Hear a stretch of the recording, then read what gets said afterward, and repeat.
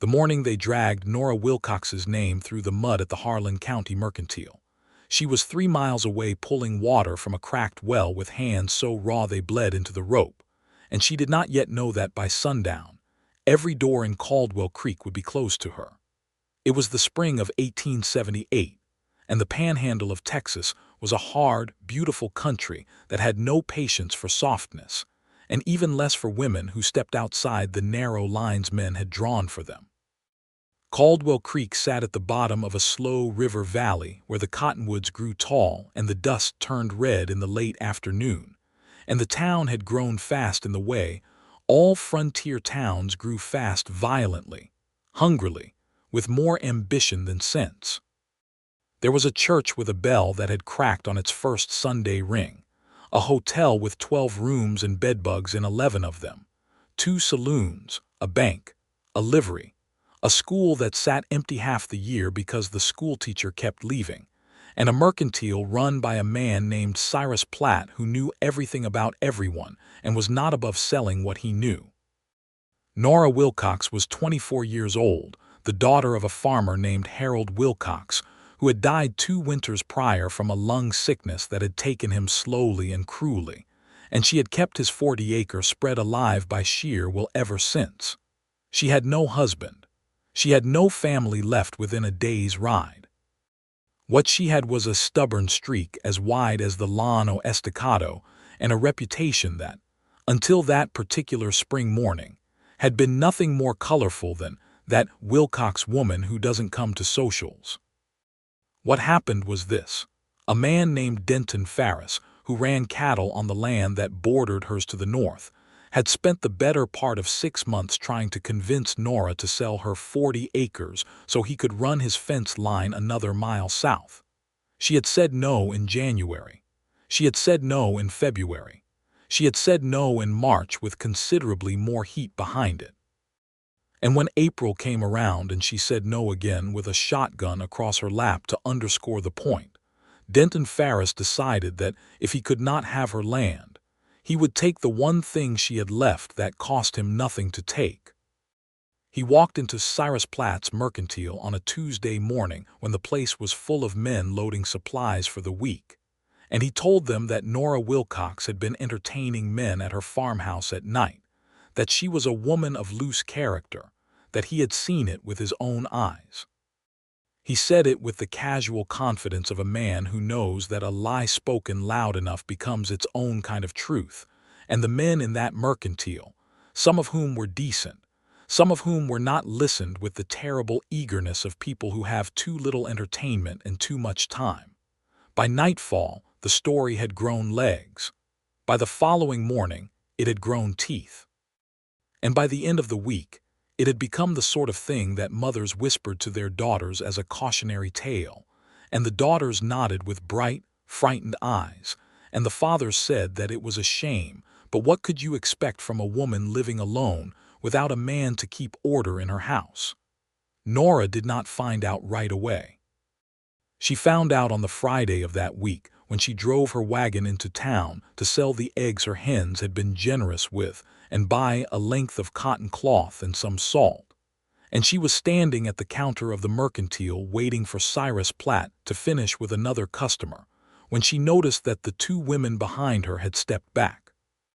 Not far back, just far enough to create a careful, deliberate distance between their skirts and hers. She turned around. Both women looked at the ceiling with the studied blankness of people pretending to examine rafters they had seen 1,000 times. Cyrus Platt slid her salt across the counter without looking at her. She asked him about the cotton cloth. He said he was out. She had seen a bolt of it on the shelf behind his left shoulder, blue as a spring sky, and they both knew it. He did not move. She looked at him for a long moment and then picked up her salt and walked out. Outside, in the dirt street, 2 men she had known since she was a girl turned their heads as she passed. Not away from her, at her. The way you look at something you are making a judgment about. She recognized the look. She had seen it on the faces of men watching livestock at auction. She drove home with the salt in the wagon bed and her jaw clamped so tight her teeth ached, and she did not cry until she was inside with the door shut and the curtains drawn, and even then it was only for a few minutes because she did not believe in letting grief go longer than it needed to go. The next day she went out and tended her fence line and fed her chickens and checked her vegetable garden and lived her life, because what else was there to do?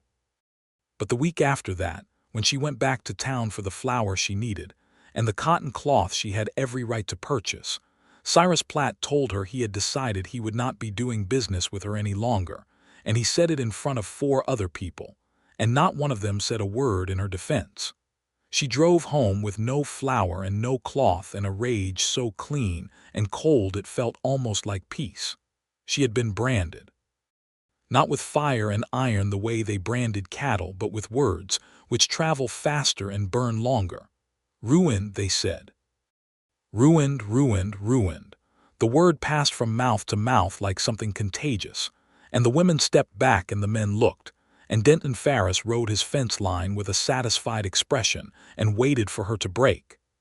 Nelson Redmond arrived in Caldwell Creek on the first Wednesday of May, 1878, on a gray horse with a calm disposition, and a set of saddlebags worn thin from years of use. He was 30 years old, broad through the shoulders, with dark hair that needed cutting and eyes the particular shade of brown that is almost amber when the light catches them right. He had come down from Kansas, where he had spent 4 years working cattle drives north from Texas to the railheads, and before that he had grown up in Missouri on a small farm not unlike the one Nora was trying to keep alive. He had the look of a man who had been outdoors in serious weather for most of his adult life, and the manner of a man who had learned somewhere along the way that silence was often more useful than speech. He had come to Caldwell Creek because a man named George Abernathy had written to him in January about a foreman position on a small ranch operation just east of town. George Abernathy ran about 300 head and needed someone who knew what they were doing to oversee the work. Nelson Redmond knew what he was doing. He had agreed by letter to come in the spring.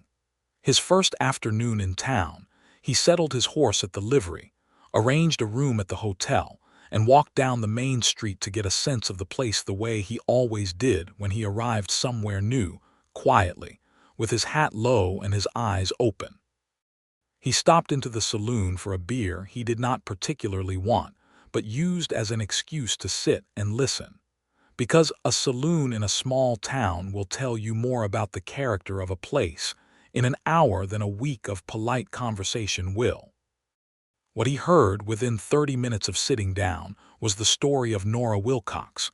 Not all of it at once. It came in pieces, the way gossip always does, a comment here, a laugh there, the name dropping into sentences with a particular weight that told him it was a name people were enjoying using. He heard the word ruined twice. He heard Denton Ferris's name mentioned in a way that made the man sound like a civic authority on the subject. He heard a man at the bar say that it was a shame about her father's land and now this, as though the two things were connected in some inevitable way. Nelson Redmond drank his beer and did not say anything. He went back to his hotel room, sat on the edge of the bed in the dark, and thought about what he had heard. It had the particular shape of a lie.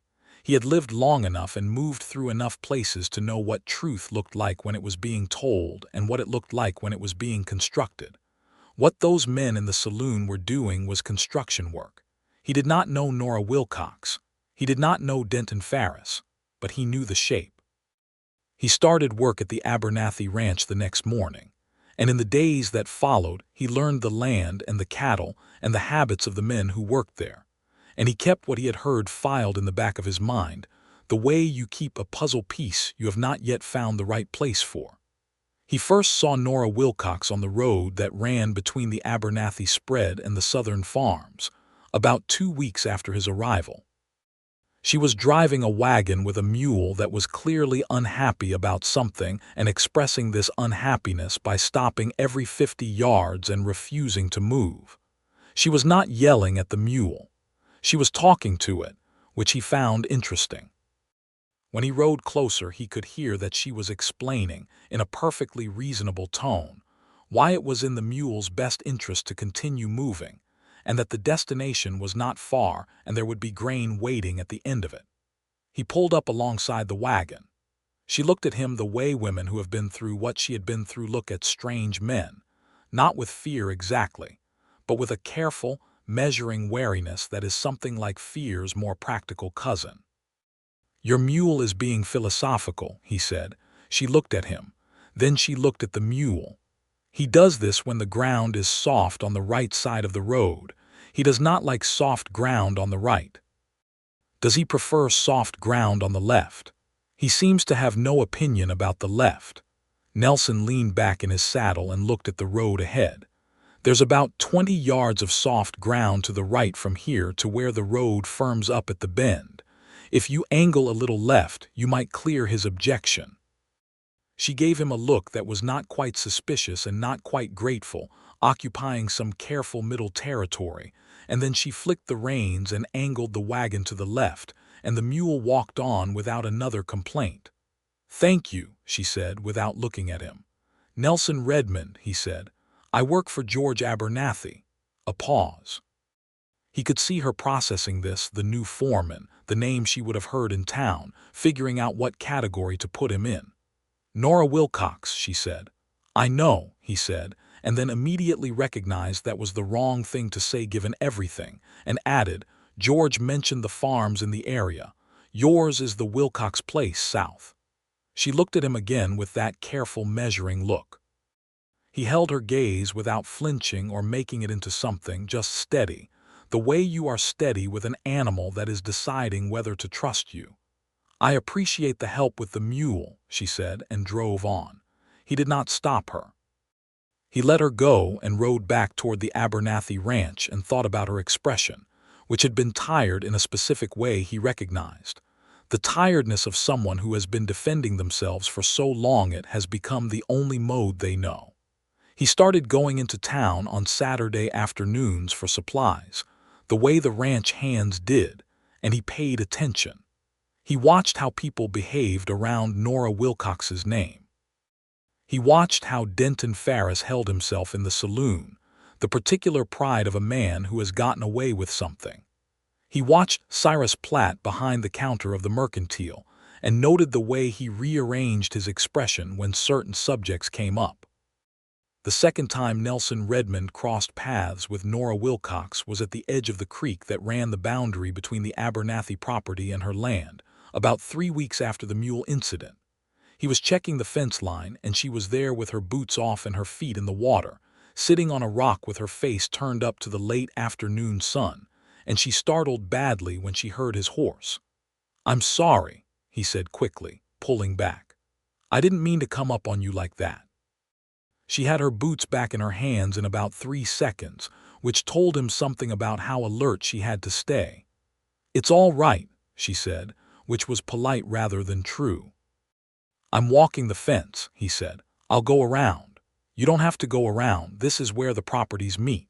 He dismounted and let his horse drink from the creek, giving her space without making it obvious he was giving her space, and for a few minutes there was just the sound of water and the horse drinking and the cottonwoods doing what cottonwoods do in a May breeze. "The fence is good on your side," he said, meaning the boundary line. "Whoever keeps it has been careful." "I keep it," she said. He nodded, looking at the fence rather than at her. "You do good work." She was quiet for a moment, then she said, "You haven't said anything." He looked at her. "About what?" "About what people in town are saying about me." He considered his next words carefully because she deserved words that were worth considering. "I heard it," he said. "About 2 hours after I got to Caldwell Creek. I heard it in the saloon." She had the fence between them and she held herself very still, waiting for whatever came next. "It has the shape of a lie," he said. "The way it's told, it has the shape of something someone built rather than something that happened." She looked at him for a long time.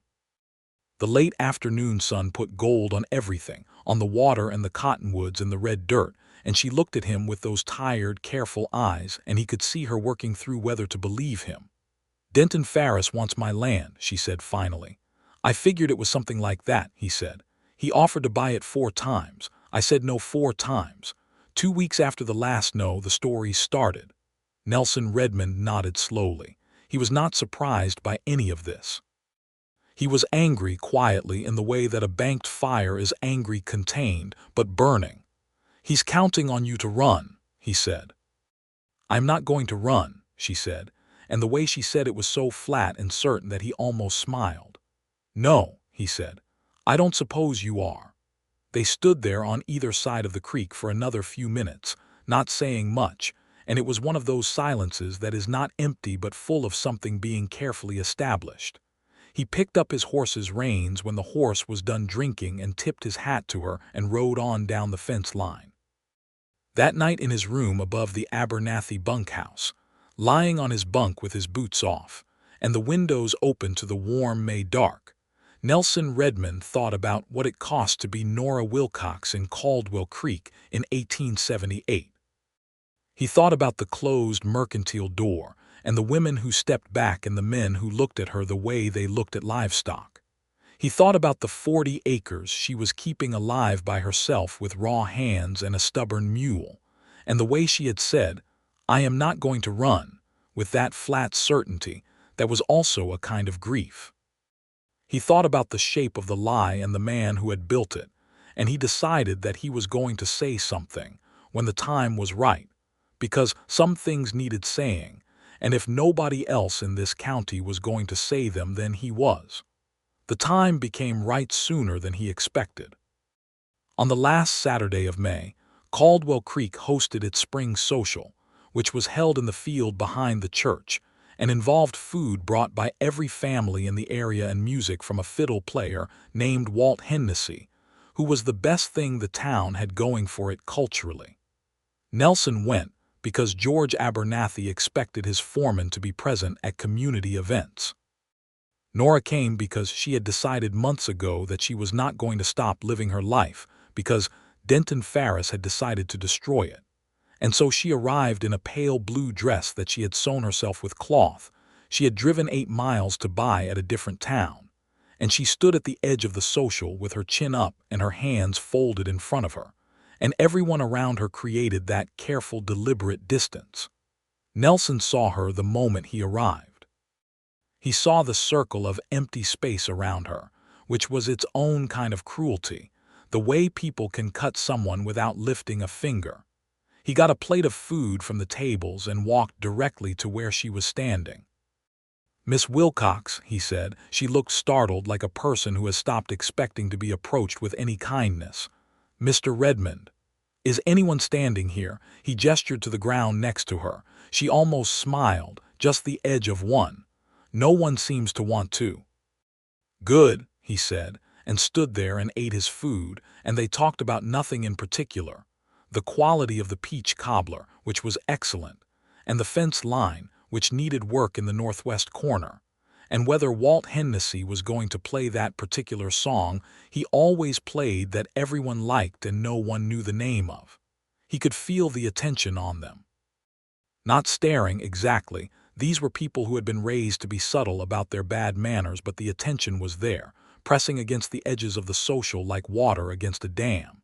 He could feel Denton Ferris looking from across the field, and he let it be felt without giving any sign that he noticed. When Walt Hennessy launched into something with a 2-step rhythm, Nelson turned to her and said, "Would you like to dance?" She looked at him with those careful eyes. "People will talk." "People are already talking," he said. "Might as well give them something worth talking about." She considered this for a moment, and then she put her hand in his and they danced. And it was perhaps the most consequential 2-step in the history of Caldwell Creek, because everyone saw it and everyone had to decide what to do with it, and the person most furious about it was Denton Ferris, who set his jaw and watched from across the field with flat, dangerous eyes.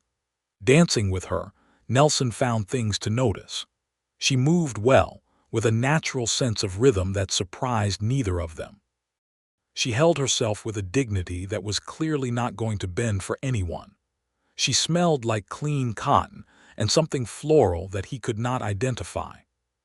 When the music made a turn that required him to draw her closer, she came without stiffening, which told him she trusted him at least that much, and he was careful with that trust the way you are careful with something that could break.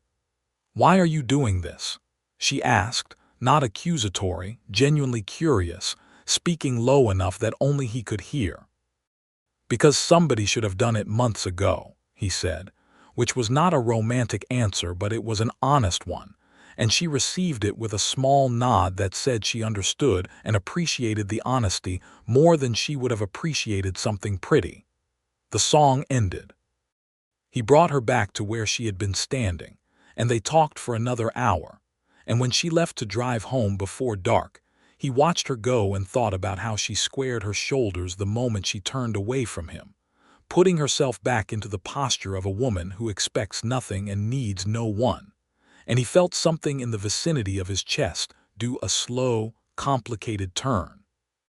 June came in hot and dry, the way Texas Junes do, with a sky so blue it looked painted and a sun that had no mercy.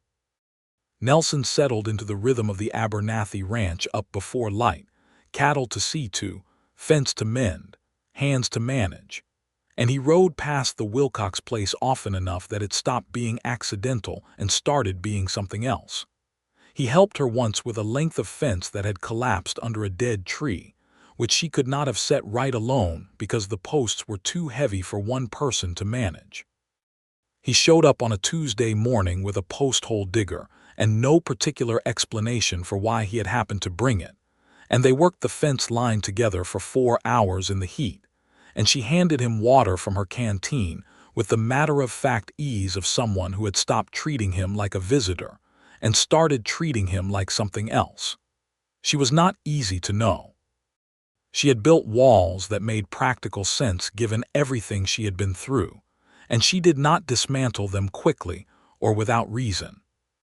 But in the way that you learn a landscape by crossing it many times, he was learning her. The way she thought through problems out loud when she forgot he was there. The way she laughed at herself when she made a mistake rather than at anyone else. The way she handled her animals with a patience that she did not always extend to people. The way she looked at the land she was working with a ferocity that was indistinguishable from love. He found himself thinking about the lie that Denton Ferris had built and what it had cost her, and the anger that he had banked in May was still burning, still contained, still waiting.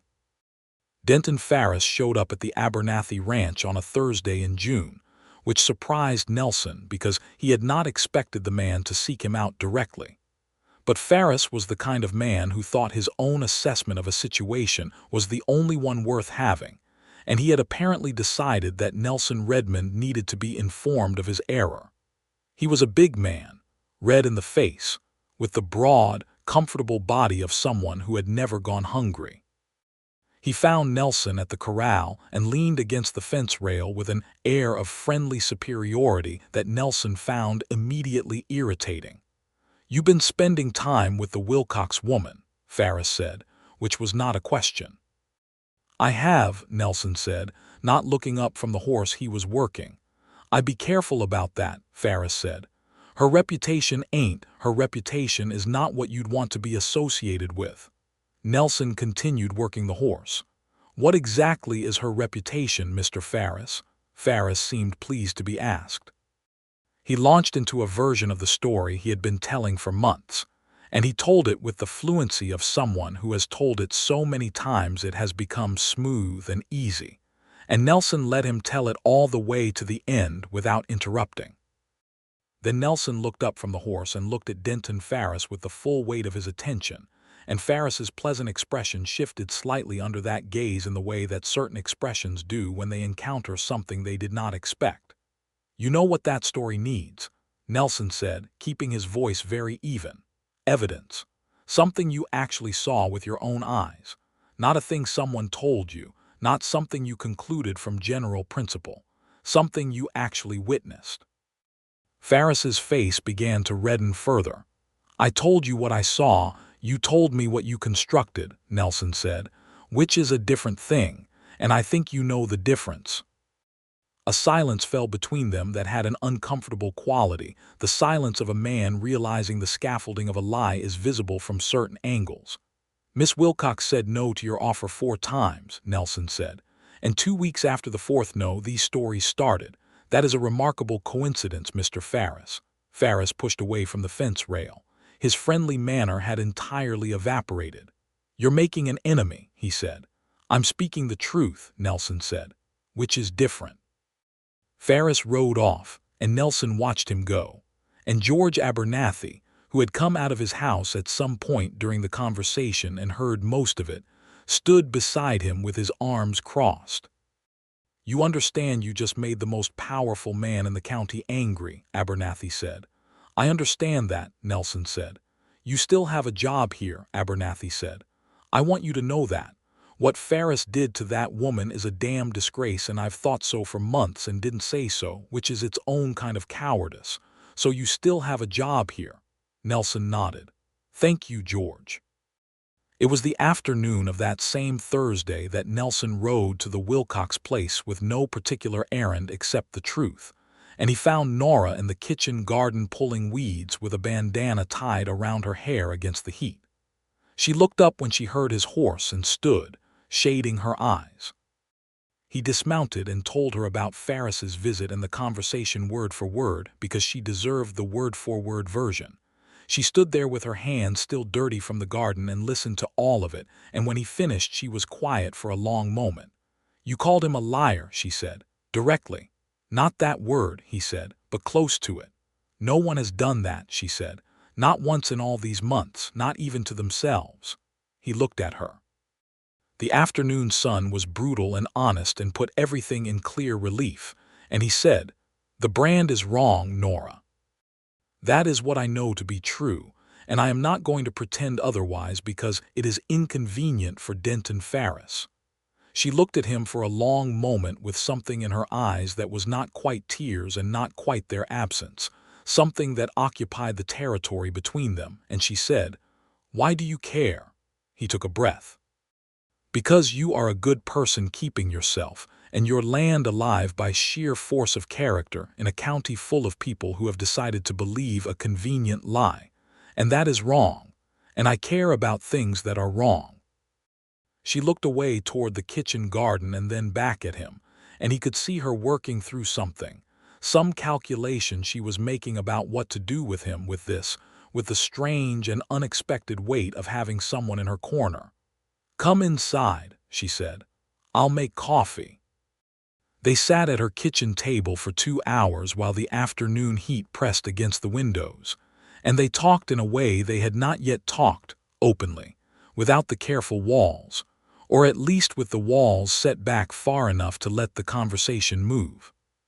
She told him about her father, who had been a quiet, stubborn man with good hands and a poor sense of humor, who had loved this land with a fidelity she had inherited completely. She told him about the 2 years she had kept it running after his death, the things that had nearly broken her, and the things that had not. She told him that the hardest part of what Denton Ferris had done was not the doors that closed but the silence of the people who had known her all her life and said nothing in her defense. He told her about Kansas and Missouri and the cattle drives, about the scale of the open country when you were moving 1,000 head north, and the sky went from one horizon to the other without anything interrupting it. He told her about his own family's farm, and why he had left it, and how he had spent years looking for a place that felt like something to stay in rather than something to pass through. He told her that Caldwell Creek, for all its problems, had the quality of a place worth staying in. She looked at him when he said that, and he let her look. July brought the heat to its full and terrible expression, and with it came a complication that Nelson had not foreseen, which was that Denton Ferris decided to escalate. What Ferris did was go to the county commissioner, a man named Aldous Kemp, who was both genuinely influential and genuinely in Ferris's debt from a business deal several years prior, and suggest that the Wilcox land, being essentially a farm run by a single woman with no legal male title holder after her father's death, might be subject to certain questions about rightful ownership that had perhaps not been properly settled. This was Ferris working at a slower and more legally sophisticated level, and it was considerably more dangerous than gossip because, while gossip could be endured, legal action could take the land. Nora came to him with the letter from the county commissioner's office on a Wednesday morning, riding her mule with the letter in her hand, and she found him at the Abernathy Ranch and held the letter out to him with a control that he recognized as the management of something close to panic. He read it carefully. It was, on its face, a formal inquiry about the title documentation for the Wilcox property following Harold Wilcox's death. Had proper inheritance documentation been filed? Was the title in proper order, etc.? It was the kind of letter that could be answered simply if the documentation was in order, or could become a consuming and expensive legal problem if Ferris chose to push it. "Is your father's title documentation in order?" he asked. "Yes," she said. "He filed his homestead claim properly and paid his fees. He left the property to me in a will that was witnessed and recorded at the county seat." "Then this inquiry can be answered," he said, "clearly and completely. It'll require a trip to the county seat to pull the records and a letter from an attorney." She looked at him. "I cannot afford an attorney." He had anticipated this. "There's a man named Price in Amarillo who does land law. I know him from a boundary dispute George had 2 years ago. He's fair and not expensive. I'll write to him today." "Nelson, let me write the letter," he said, not making it a debate. She pressed her lips together and looked away toward the flat horizon that was hazy with heat, and then she looked back at him with those careful eyes that were beginning, slowly, to carry something in them that was not entirely careful. "All right," she said. He wrote the letter that evening and sent it with the Thursday mail, and Price wrote back within 10 days with a clear assessment. The Wilcox title was sound, the inheritance documentation was properly recorded, and the county commissioner's inquiry, when met with a properly composed response including the relevant documentation, would have no legal basis to proceed. Price drafted the response for $20, which Nelson paid from his own wages without mentioning it to Nora until after it was sent. When she found out, and she found out because Price mentioned the payment in a follow-up letter, she came to him at the fence line where he was working and stood there for a moment with her hands on her hips and a look on her face that was not quite anger and not quite something else. "You paid for the attorney without telling me," she said. "I did," he said. "I would have found a way to pay for it myself." "I know you would have," he said. "You would have found a way to do everything yourself because you always do. But I had the money, and you needed the letter sent quickly, and it seemed like the sensible thing." She stood there looking at him with that complicated expression for another moment. "It was $20. It was $20. That is a great deal of money to spend on someone you have known for 2 months.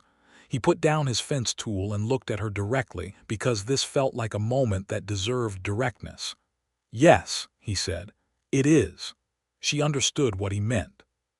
She stood there in the July heat with the sun on her face and the wind doing something with the loose pieces of her hair, and he watched her understand it, watched something shift in her expression, the careful walls not coming down exactly, but moving, making room for something. "Thank you," she said finally. "Nelson, thank you." "You're welcome," he said, and picked up his fence tool, and she stayed another 20 minutes and helped him with the fence, and neither of them said anything more about it, but the 20 minutes of shared work in the blazing July heat felt like a statement of its own.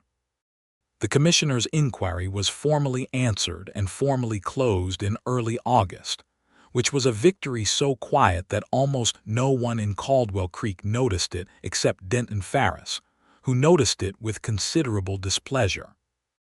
Nora noticed it with the particular relief of someone who has been holding their breath for 6 weeks and can now exhale, and she marked the occasion by baking a pie and riding to the Abernathy Ranch with it on a Saturday afternoon, and leaving it at the bunkhouse door with no note, which everyone at the ranch found puzzling except Nelson, who found it exactly right.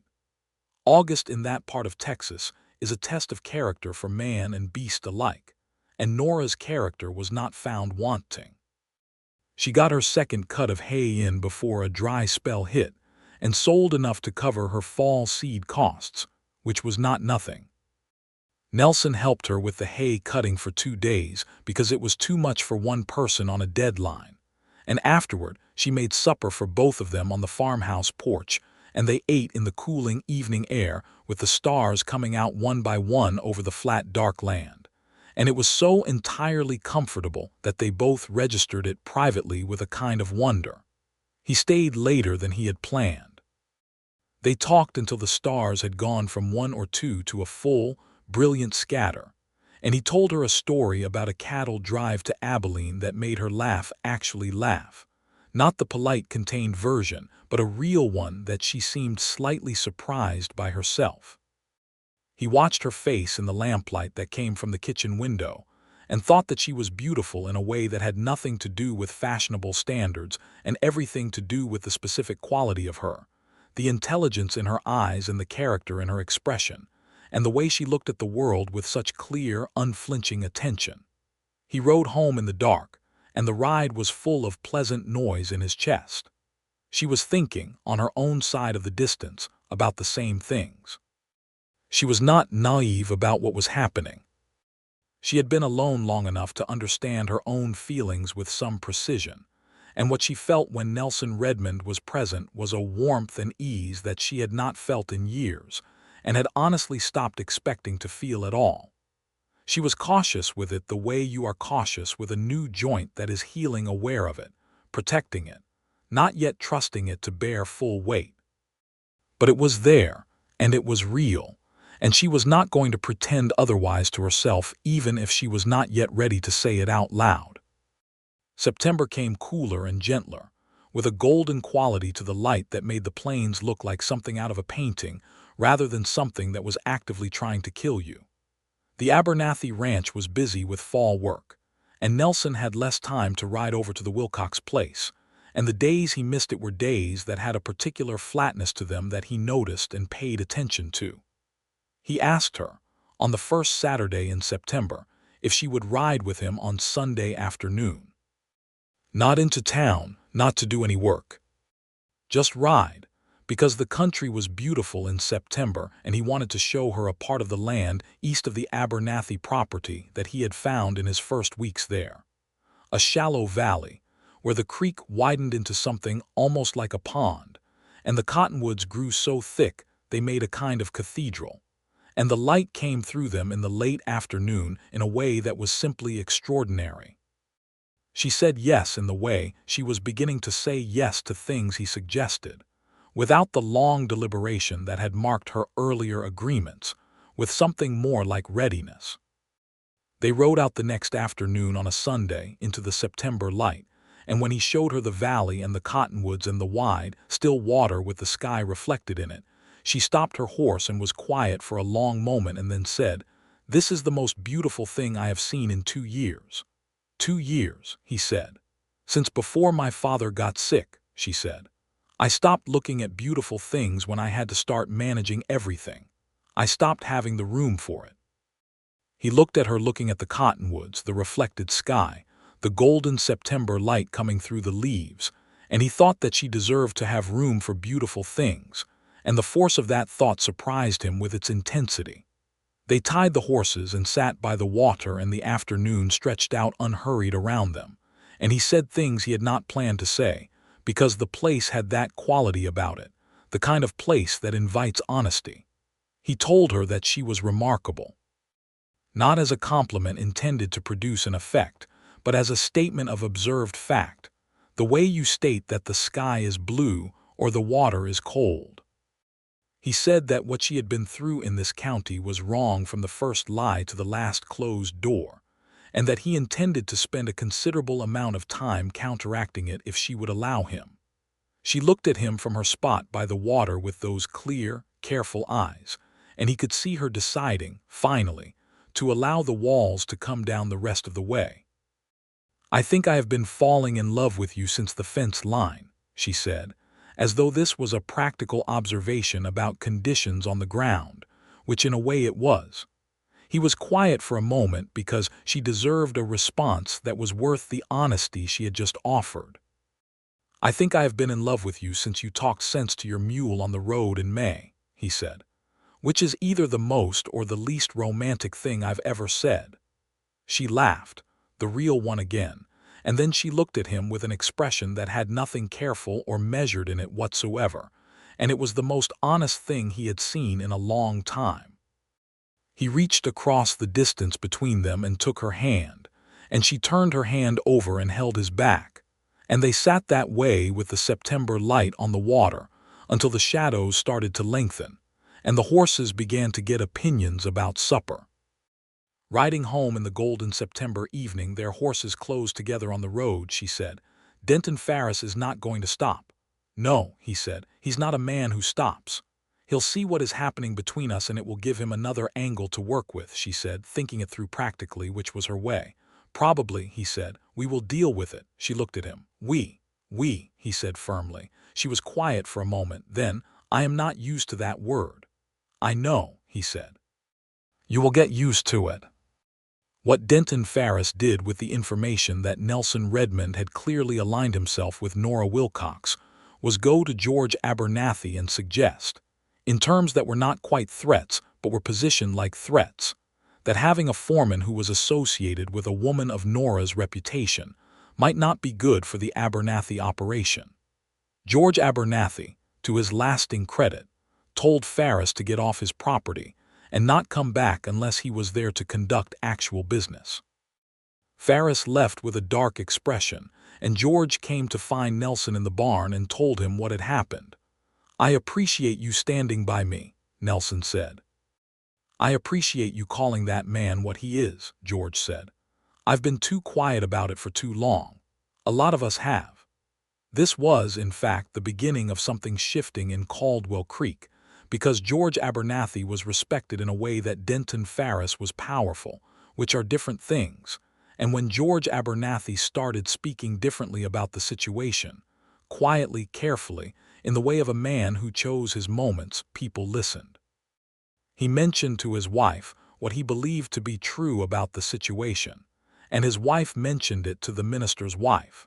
And the minister's wife had the particular quality of mind that can receive a piece of information and assess it for moral content with considerable speed. The minister's wife spoke to the minister, and the minister, a decent man named Reverend Caulfield, who had never been entirely comfortable with the way his congregation had handled the matter of Nora Wilcox, but had also not been brave enough to say so until now, preached a sermon in October on the subject of bearing false witness that was so precisely calibrated to the specific situation that everyone in the pews understood exactly what he was talking about. And several of them went home feeling the particular discomfort of people who have been complicit in something they should not have been complicit in. None of this happened overnight. Small towns do not turn on a dime, and reputations once damaged are not repaired by a single sermon. But October was different from May in Caldwell Creek, and Nora could feel the difference in small ways.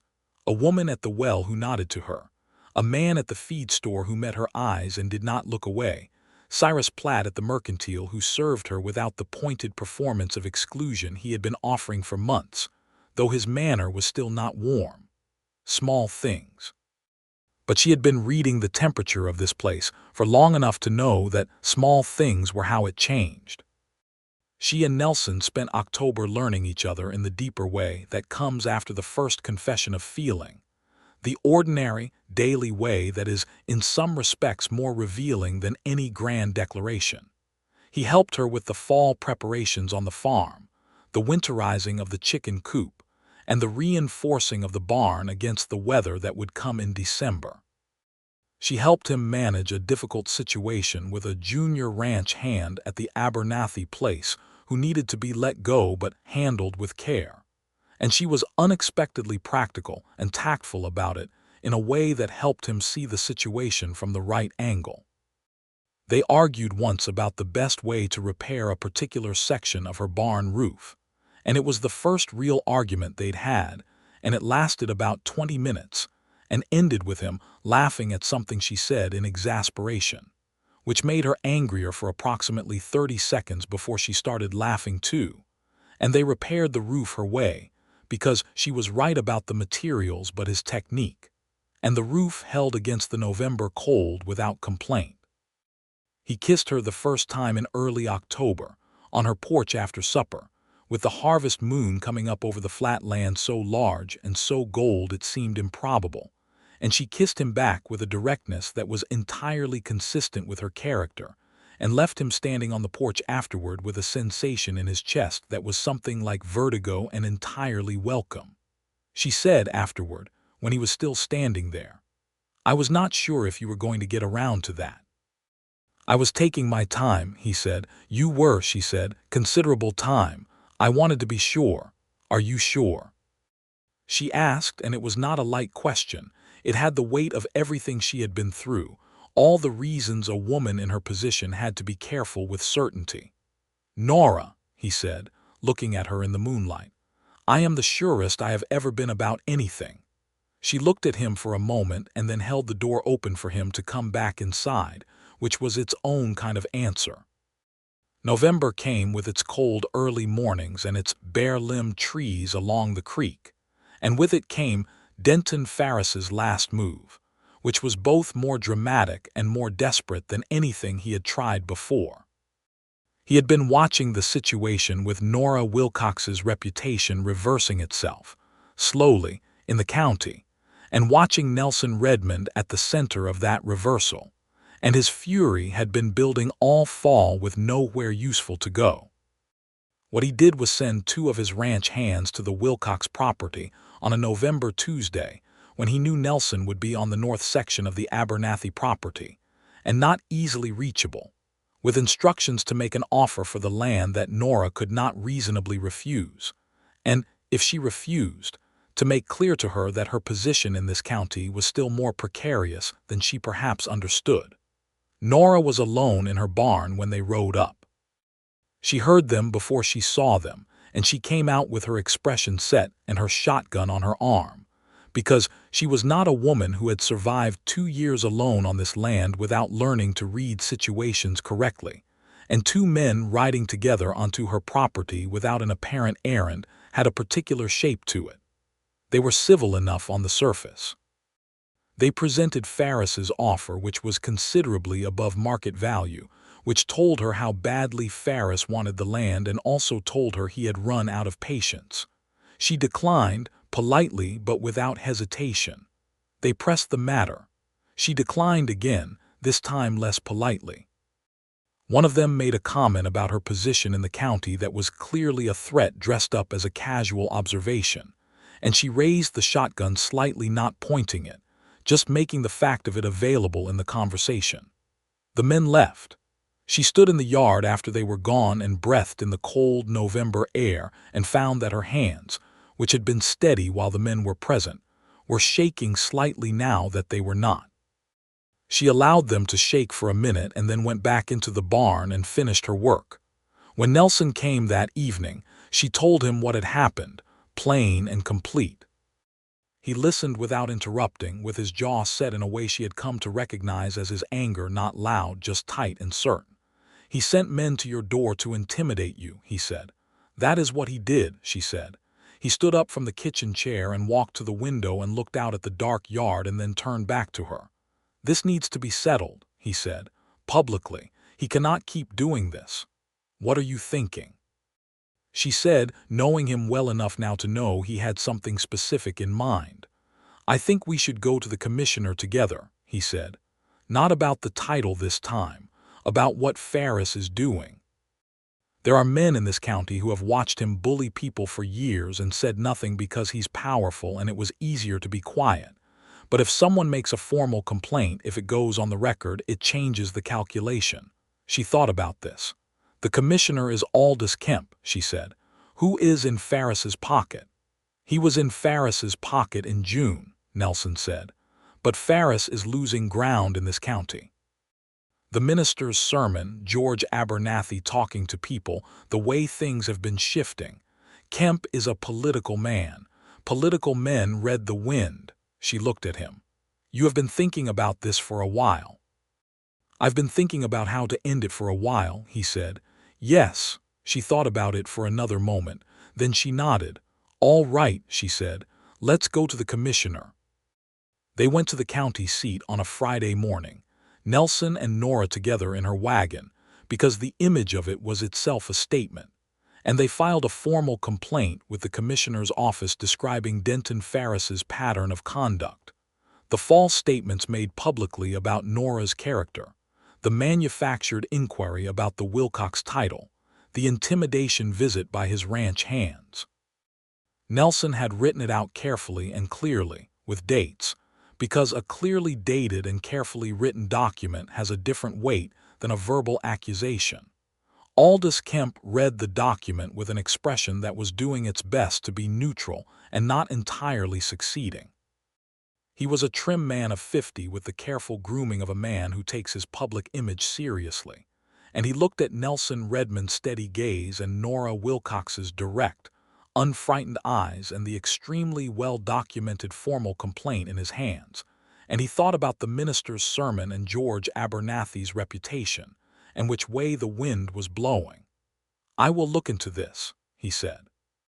"We appreciate that, Commissioner," Nelson said. "I will want to speak with Mr. Ferris," Kemp said. "Of course," Nelson said. "We would expect nothing less."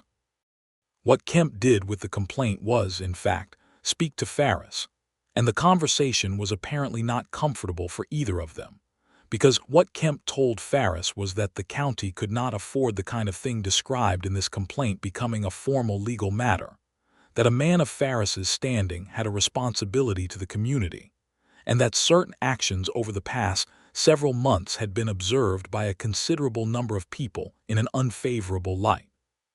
He said these things in the polished language of political men who are telling someone to stop without using the word stop, and Ferris heard them clearly enough.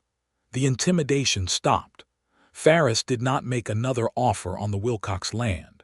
He did not, for the rest of that year, say another word publicly about Nora Wilcox's reputation. He retreated into the sullen silence of a man who has lost a contest he thought was beneath him to contest, which is perhaps the most satisfying kind of defeat.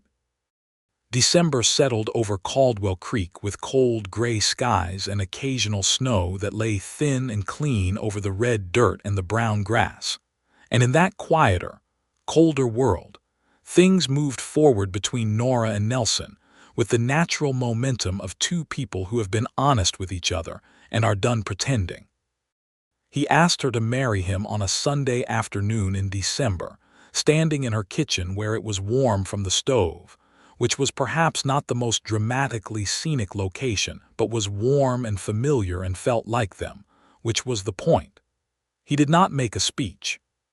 He said that he wanted to spend the rest of his life on this land with her if she would have him, and that he would consider himself the luckiest man in the Texas Panhandle if she said yes, and he held her gaze while he said it and did not look away.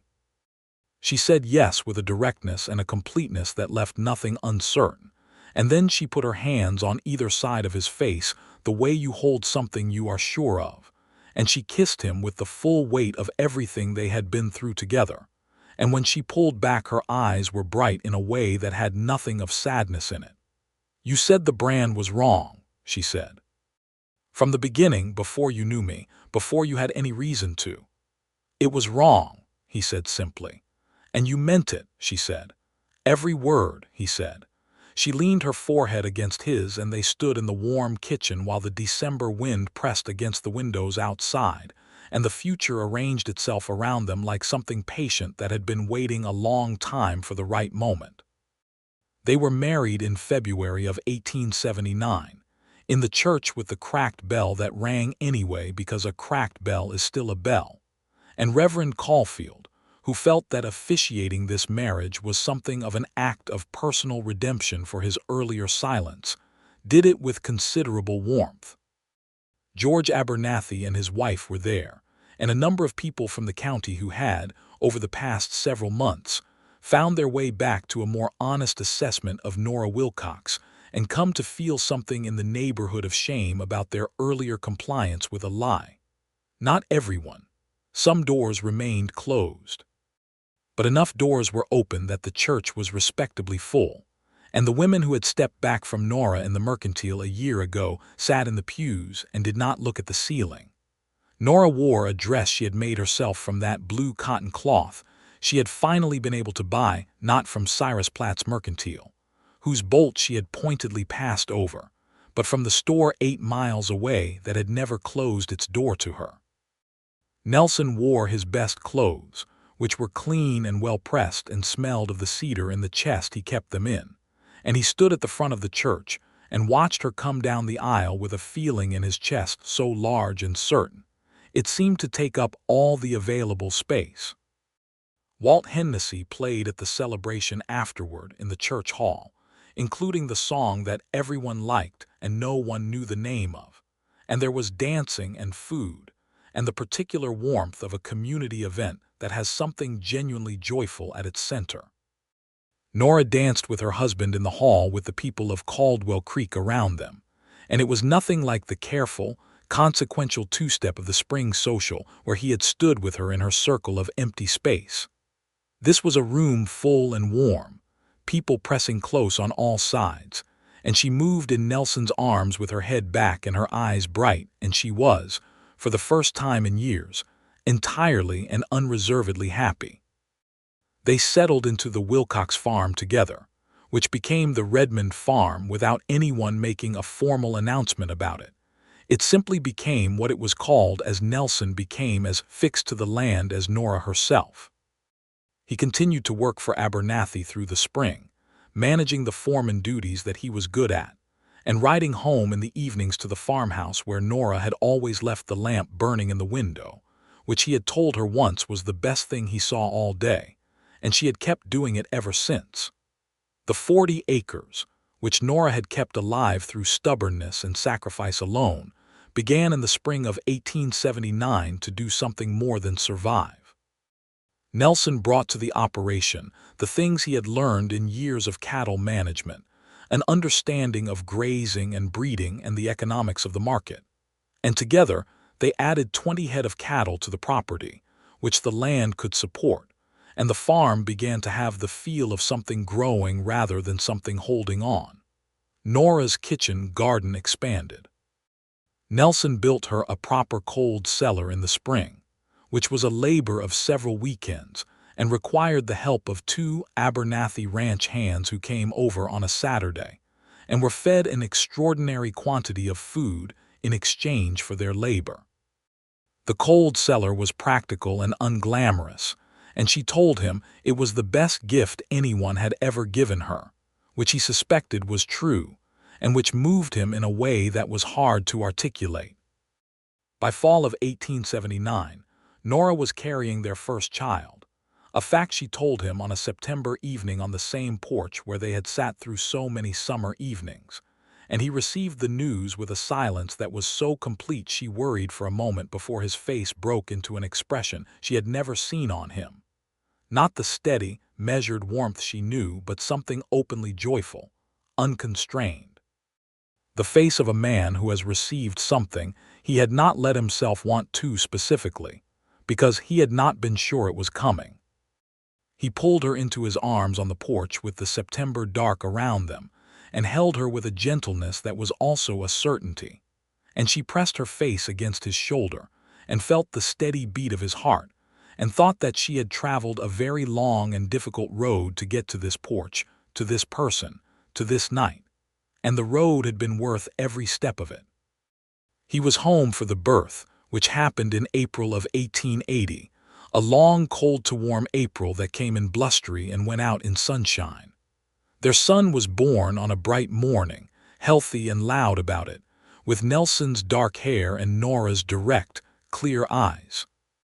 They named him Harold for her father, which was her suggestion, and when she said the name he understood immediately and agreed without hesitation. Harold Redmond was a sturdy, cheerful baby who had opinions about his schedule from the first week of his life and was generally vocal about expressing them.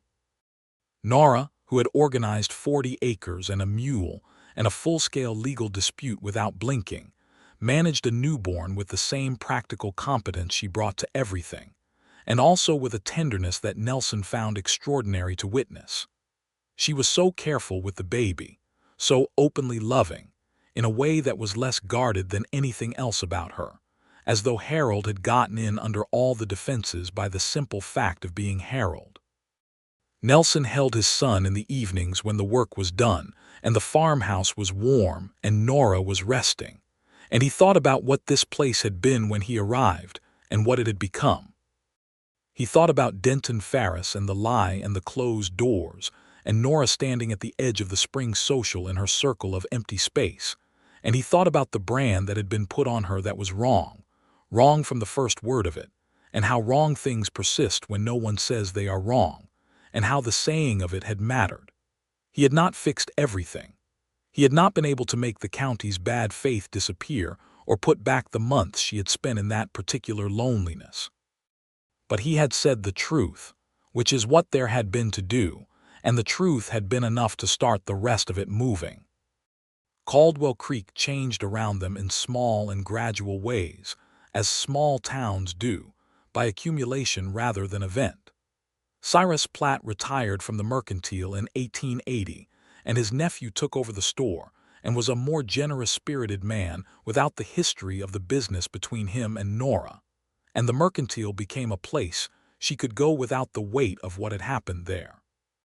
Denton Ferris sold a significant portion of his cattle operation in 1881, for reasons that had nothing to do with the Wilcox situation, but that nonetheless meant his influence in the county was reduced, and he became less consequential as the town grew and new money arrived, and the old hierarchies rearranged themselves around the new facts. The school got a new teacher in 1881 who stayed, a young woman from Philadelphia named Miss Hartley who had the constitution for it, and the town began to have the feel of something settling into itself, something permanent being assembled from the temporary pieces. The hotel fixed its bedbugs and its reputation improved.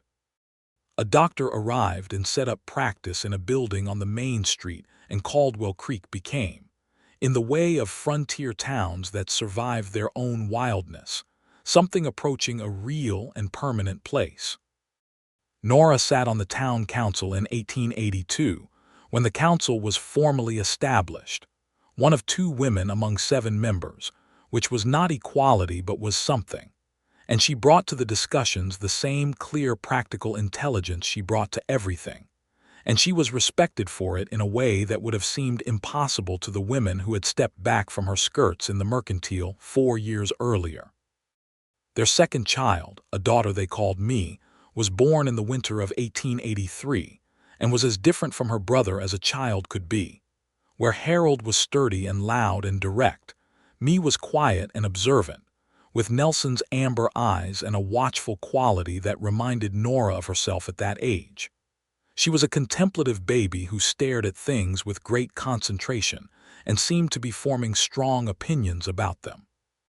Harold, who was 3 when Me arrived, was initially uncertain about the arrangement, but was won over within about 2 weeks by the discovery that his sister, once she was old enough to do anything, was excellent company, and would listen to him talk about his interests with apparent fascination, which was more than could be said for most adults. They became, as they grew, inseparable in the way of children who are close in age and spirit, and watching them together was one of the ongoing pleasures of Nora's and Nelson's life on the farm. The farm itself had grown by 1884 into something substantially larger than the original 40 acres that Nora had inherited.